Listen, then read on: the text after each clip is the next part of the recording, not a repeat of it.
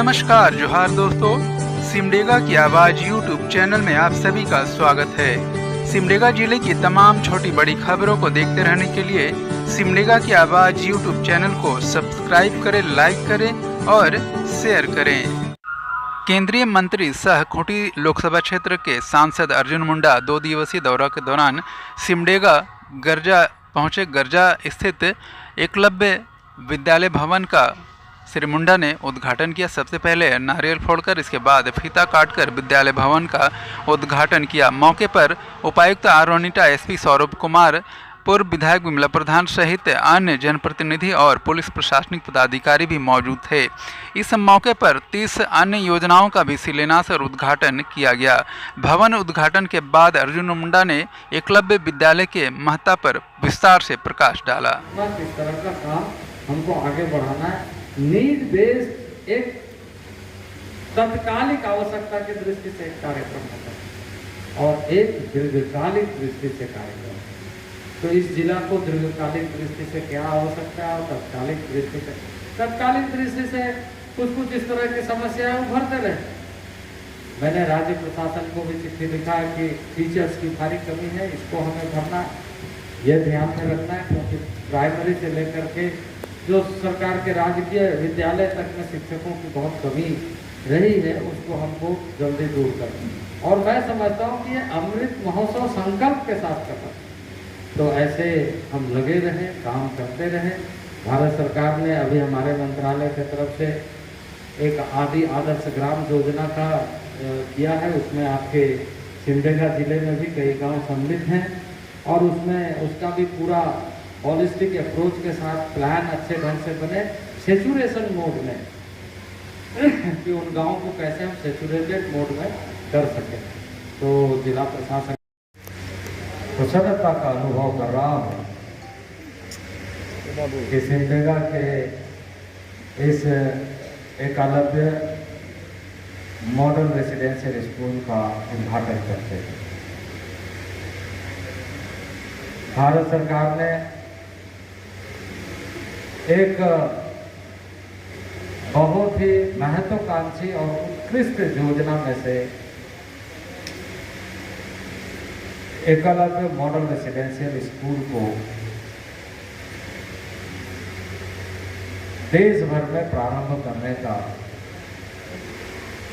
यानी 50% से अधिक एवं 20,000 कम से कम आबादी वाले देश के वैसे सभी प्रखंडों में 740 एकलव्य मॉडल रेसिडेंशियल स्कूल बनाए जा रहे हैं और उन स्कूलों को गुणवत्ता आधारित शिक्षा कैसे मिले, यह सुनिश्चित किया जा रहा है। राज्यों के साथ संवाद करते हुए यह फैसला किया गया है कि हमारे जो जनजातीय क्षेत्र के बच्चे हैं, उन बच्चों में यह देखा जाता है कि जो राष्ट्रीय प्रतिस्पर्धा है, कॉम्पिटिटिव एग्जाम है, उसमें कई बार सम्मिलित नहीं हो पाता। और यह शोध में देखा गया कि उसके पीछे जो नेशनल लेवल में जो क्वेश्चन तैयार होते हैं, उसके अनुसार उनकी तारतम्यता नहीं बैठ पाती। और इसलिए सभी राज्यों के साथ परामर्श करते हुए सीबीएसई पैटर्न पर एजुकेशन मिले, ये देश भर में प्रारंभ किया गया है। और उसमें नई शिक्षा नीति के आधार पर क्षेत्रीय भाषाओं को भी सम्मिलित करते हुए उनकी पढ़ाई की जा सके, इसकी भी व्यवस्था की गई है कि जो स्थानीय भाषाएं हैं, उन भाषाओं को नई शिक्षा नीति में खास महत्व दिया गया है। जब कंसल्टेशंस हुआ, मुझे स्मरण है इस समय प्रधानमंत्री के वो सलाहकार हैं, एडवाइजर हैं, लेकिन शिक्षा सचिव थे और पहले हमारे साथ इस राज्य में जब मैं मुख्यमंत्री था, राज्य में सर्व भी किया था। अमित खरे शिक्षा सचिव थे, तो मैंने एक चैप्टर शिक्षा नीति में tribal education, tribal language, regional language के बारे में अनुशंसा किया था। और राष्ट्रीय नीति जब चर्चा हुई तो माननीय प्रधानमंत्री ने इन सारे चीजों को ध्यान में रख करके निर्णय दिया। तो ये जो एक फैसला इस समय देश में हुआ है, आप जब जानते हैं कि नई शिक्षा नीति का हर स्तर पर स्वागत है, यूनिवर्सिटी लेवल में भी,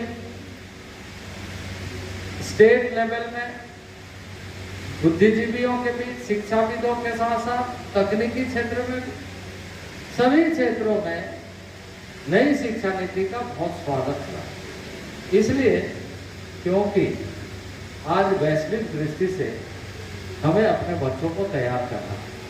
टोले मोहल्ले में और सुदूरवर्ती पहाड़ों के से घिरे गांव में जरूर रहते हैं, लेकिन आज वैश्विक चुनौती को स्वीकार करने के लिए हमें अपनी तैयारी करनी चाहिए। और इसलिए जनजातीय क्षेत्र और जनजातीय समुदाय पीछे ना रहे, इसकी चिंता करते हुए भारत सरकार ने 740 एकलव्य मॉडल स्कूल देश भर में खोल रहे हैं।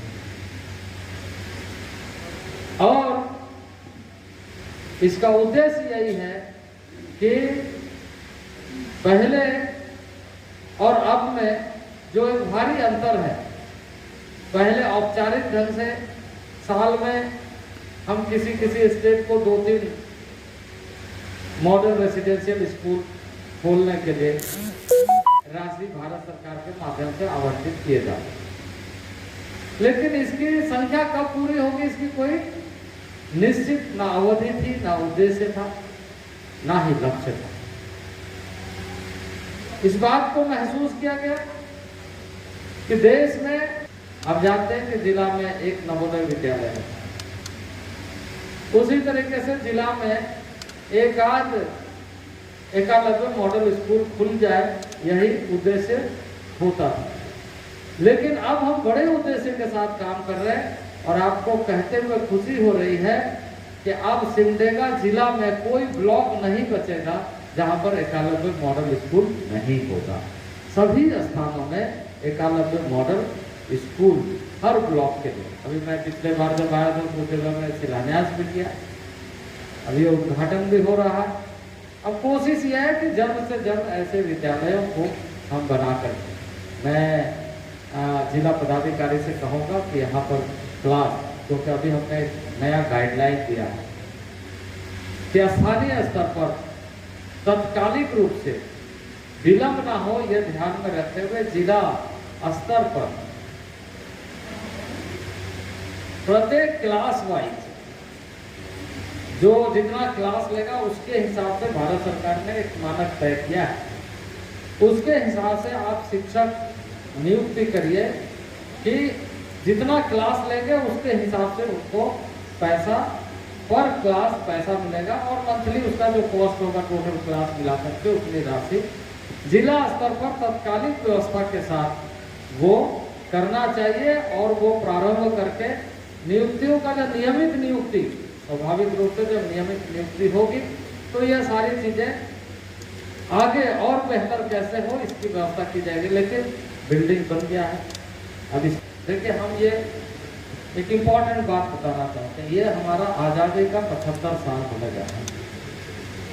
अब आज़ादी के 75 साल में हमें ये लक्ष्य निर्धारित करना है कि आज़ादी के 100 साल में हम अपने गांव को, अपने क्षेत्र को, अपने जिले को कैसे देखना चाहिए। और उसको अगर ध्यान में रखेंगे तो हमें बहुत जल्दी कार्य करने की आवश्यकता है। तो इस दृष्टि से हमें आज ही से काम प्रारंभ करना पड़ेगा ताकि ज़्यादा जल्दी से जल्दी हमारा क्लास शुरू हो। तो ये जो महत्वाकांक्षी योजना है, इस योजना का लाभ जनता को अपने बच्चों के माध्यम से मिले। यहाँ आवासीय विद्यालय, अब हमने पहले एक बच्चे पर हम एनुअली कितना खर्चा करते थे?